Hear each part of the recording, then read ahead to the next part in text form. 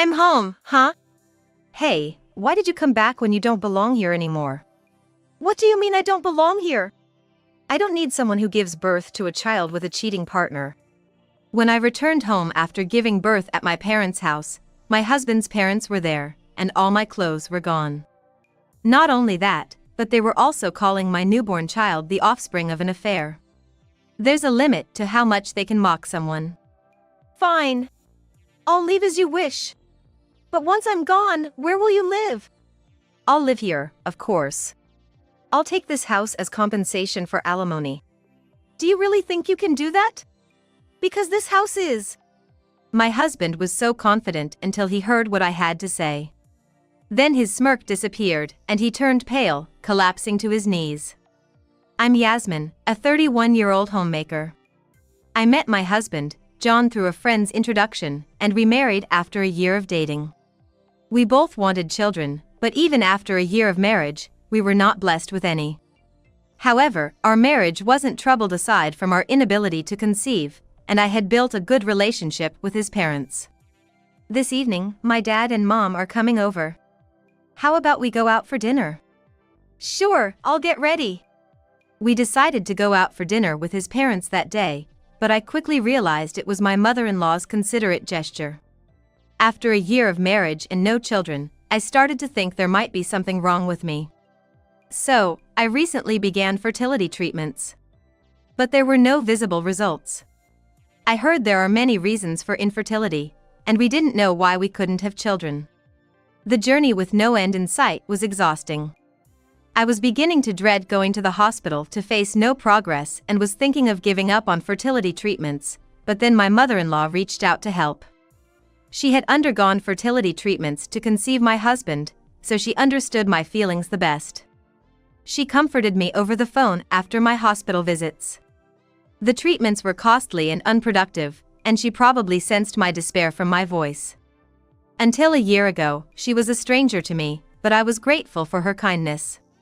With her support, I kept going with the treatments. Before entering the restaurant, I whispered a thank you to my mother-in-law, who smiled back warmly. I was glad they were my in-laws and enjoyed the dinner as a stress reliever from my fertility treatment. Then my husband had to go on a business trip, and we had to pause our efforts to conceive. I heard that continuity is important in fertility treatments, so I was disappointed, but work is work. Maybe taking a break from the stress of trying to conceive would help me recover mentally. I tried to see the positive side. Even after he left, my mother-in-law visited me weekly to take care of my mental health. She was the only one I could talk to about the hardships of fertility treatments and the loneliness of being apart from my husband. Thanks to my mother-in-law, I didn't have to feel that bad. Half a year flew by, and my husband's business trip ended. I was feeling much better mentally and knew I had to refocus on getting pregnant soon due to my age. No way. Yes. Why are you shouting all of a sudden? What happened? I'm pregnant. Our baby is finally coming. Seeing the 2 lines on the pregnancy test, I cried tears of joy. It had been a long-awaited pregnancy. We had overcome periods of anxiety and unsuccessful fertility treatments. I was overwhelmed with happiness, but my husband just gave a strained smile. Maybe he's not happy. No, that can't be the case. Perhaps he was just shocked and needed time to process the news. I shared the joy openly and immediately informed my parents and his. Both sets of parents were overjoyed, and I was too excited to sleep that night. I decided to focus on a healthy pregnancy.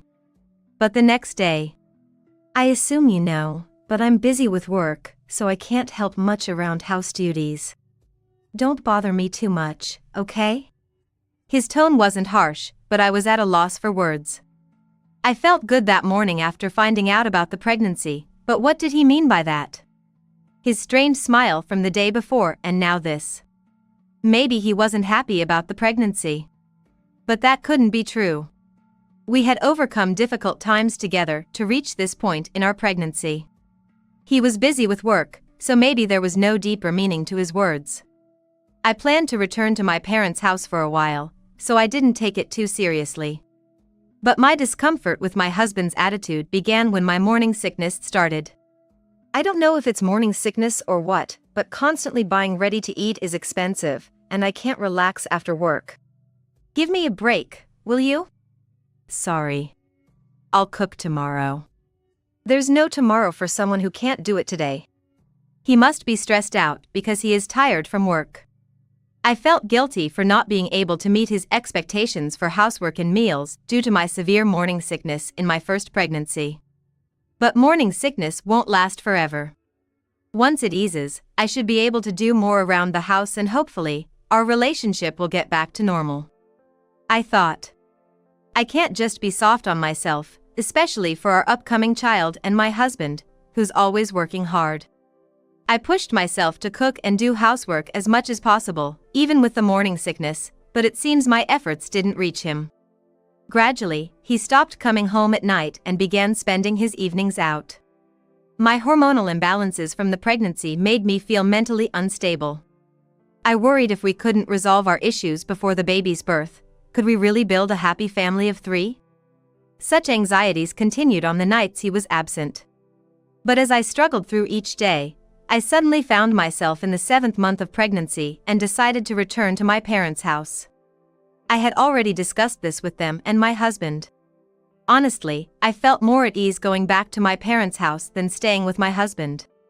Perhaps feeling suffocated living with a pregnant wife, my husband readily agreed to my going back home. I took a 2-hour taxi ride to my parents' house. Don't worry, we'll support you from now on. I had told my mother weeks before about the deteriorating relationship with my husband, John. While admitting he was busy with work, I also vented my frustration about him not supporting me much. So, my mother had been worried about me, and since returning home, I've been able to relax truly, even managing to spend days without a single worry. It was something I hadn't experienced in a long time. I regretted not returning home sooner. The comfort at my parents' house was so good that I gave birth to a boy without any issues. He was slightly underweight but cried loudly and felt warm when I held him, bringing me to tears of indescribable joy. Busy with work, John couldn't be there for the birth, but my parents cried with me. Despite the hard times during the pregnancy, I was truly glad to have overcome them. I stayed in the hospital for a week after giving birth, with my parents visiting daily. However, John was noticeably absent. He congratulated me on the birth but didn't come to see our baby. Though I understood he was busy, I couldn't help feeling angry. Was his work more important than his child? But the excitement of spending days with my son overrode these feelings. That week felt incredibly long, but finally leaving the hospital with my baby made me truly feel like a mother. Hello. I was discharged from the hospital today. Though I had informed her by email, I called my mother-in-law to talk. She had supported me the most until I got pregnant, and I really wanted her to be the first to see her grandson. But since she lived far from my parents' house, I planned to show her the baby once things settled down. John told me that you two are getting a divorce. Is that true? What? Instead of congratulations, she hit me with this shocking news. That couldn't be true. Although John and I had been on bad terms before the birth, it wasn't to the extent of divorce. It was just stress on both sides, and now was an important time to care for our son together. I had no idea why she would say such a thing, but I firmly responded. That's ridiculous. Please don't say such things. No, I'm serious. She then explained that John indeed intended to divorce me. At first, I thought it was a cruel joke, but my kind-hearted mother-in-law wouldn't do such a thing. Her words seemed far-fetched, but not impossible. I calmed myself and decided to contact John. My heart raced and my body trembled as I dialed his number, hoping it was all a misunderstanding. Hello. Hey, what's up? What do you mean what's up? Your mother told me that you want a divorce. I didn't care for pleasantries. I just needed to confirm his true feelings. He hadn't been there for the birth or even to see our baby afterward. Perhaps he really wanted a divorce and didn't care about us. That's why what my mother-in-law was saying was believable, but I couldn't believe anything until I heard it from my husband's mouth. Please let this be a misunderstanding. I prayed while waiting for his answer, but reality was not so kind. Oh, you've heard already? Well, that's right. I can't live with someone who cheats with another man and has his child. A woman who cheats with another man. My husband, John, was under the misconception that I had an affair behind his back and gave birth to the other man's child. This was what I heard from my mother-in-law. It turned out that while I was away giving birth at my parents' house, John had been telling his parents that I was having an affair. I didn't know when he started to misunderstand, but his cold attitude towards me during my pregnancy and his absence at the birth were because of this reason. But did John really think I was cheating? Or was there some other reason he wanted a divorce?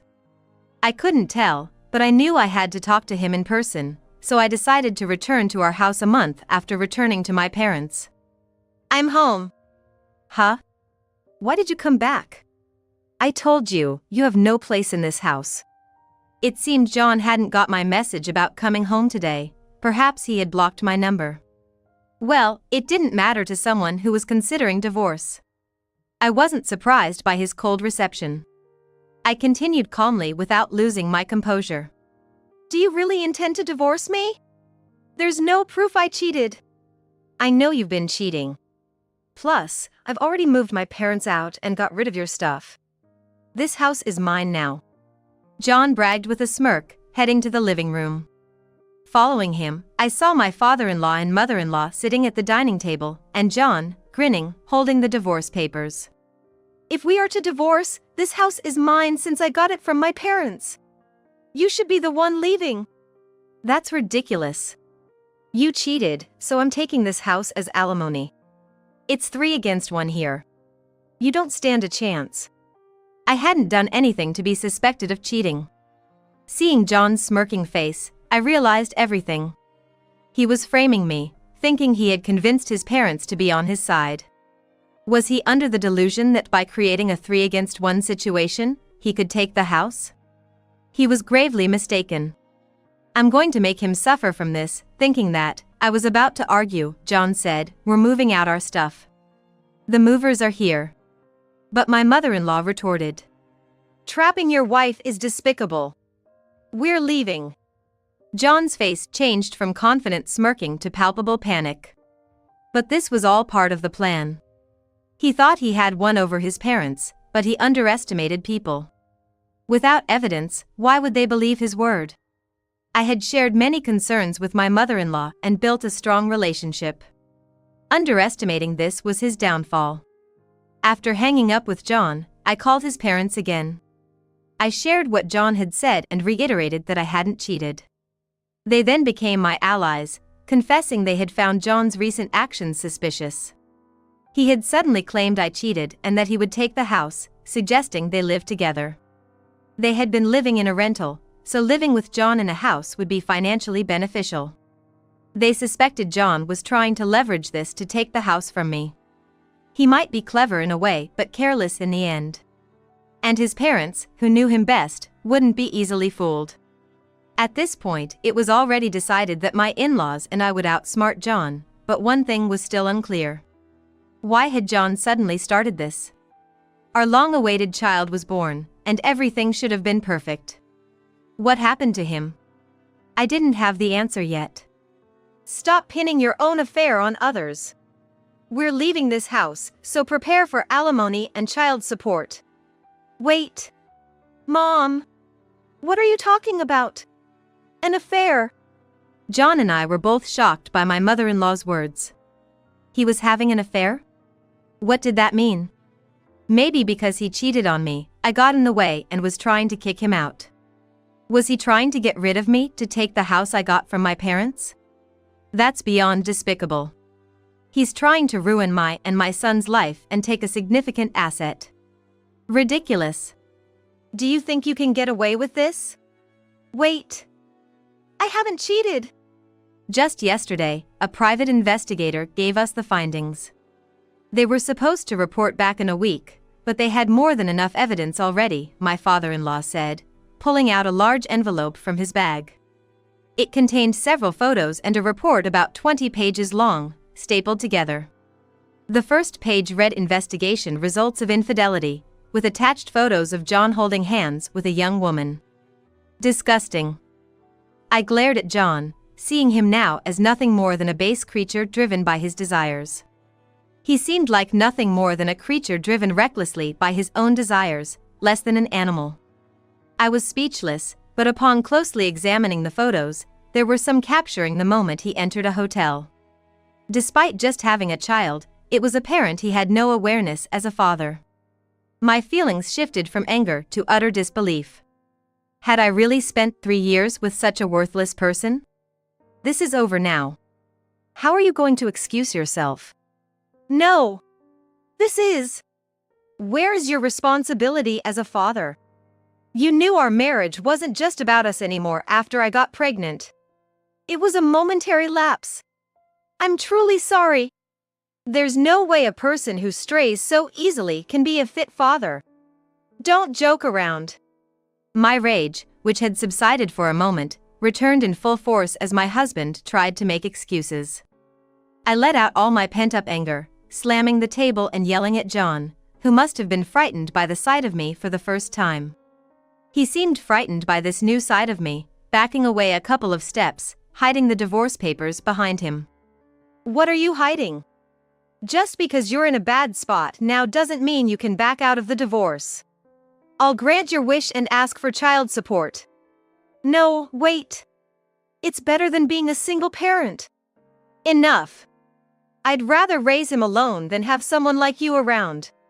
He was clearly using the child as a shield now that he felt threatened. Despicable. I wouldn't let such a man claim fatherhood.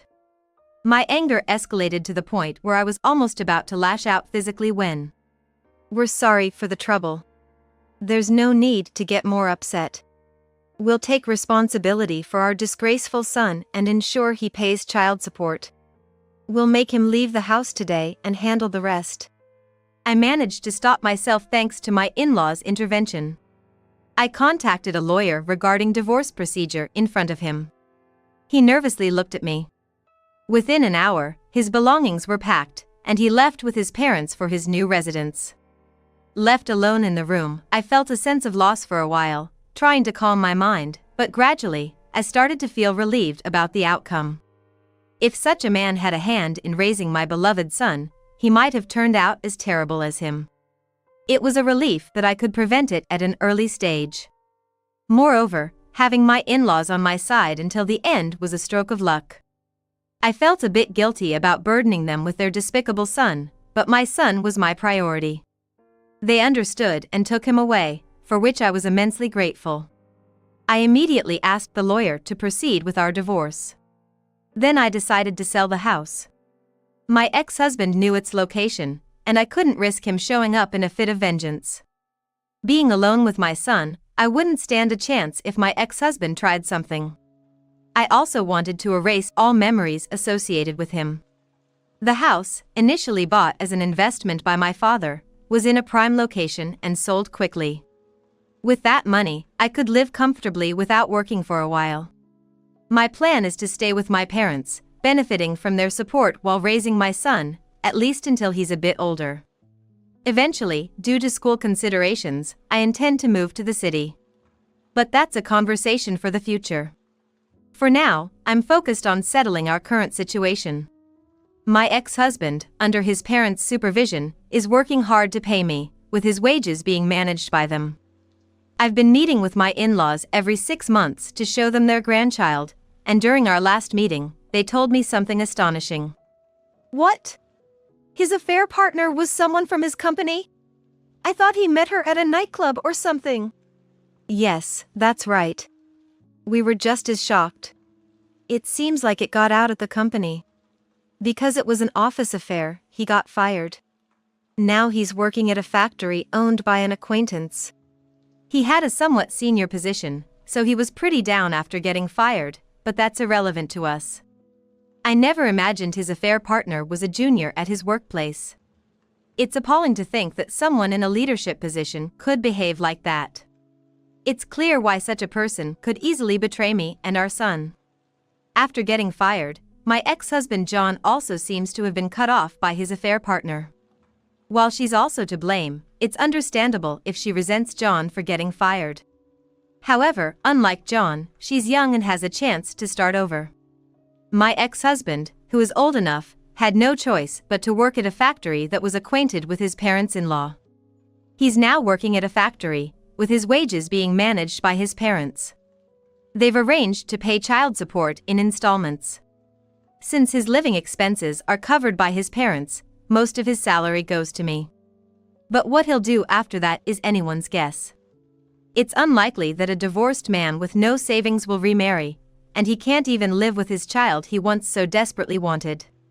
With no goals or purpose in life, it's clear he'll spend the rest of his days filled with regret, a fate he brought upon himself. I think he should feel the mistakes he's made throughout his life and regret it forever.